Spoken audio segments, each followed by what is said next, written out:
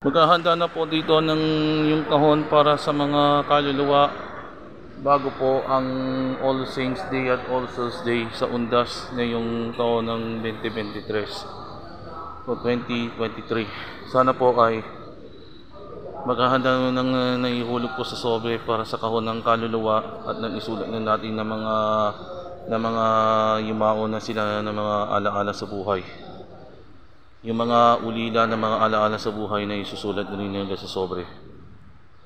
Yung sa papel at nilagay sa sobre agad para sa kaluluwa. Before to the start to the mass ng Undas sa November 1 at 2 at nadadalaw po agad na magsisiba ng kanin ng umaga at ako na agad na dadalaw po. Kasunod po na agad ng sasapit ng Pasko.